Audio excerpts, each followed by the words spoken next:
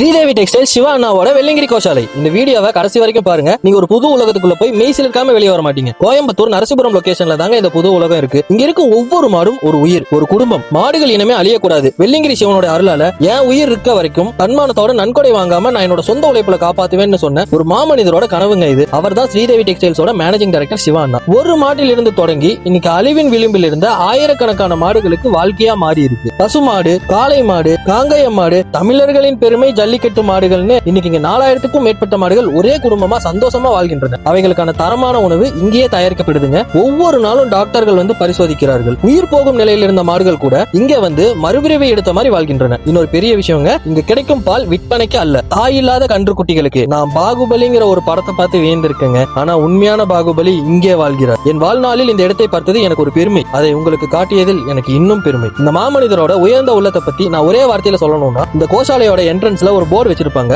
Video ஸ்டார்டிங்ல இருக்கு, அதை நிறுத்தி படிச்சு பாருங்க. சிவானா, இந்த உலகத்துக்காக நீங்க செய்யற சேவைக்கு நான் 1000 கோடி நன்றி சொன்னாலும் அது உங்கள் பாதத்தில் இருக்கும் ஒரு சிறிய மண் துகளை விட சிறியதுதான்.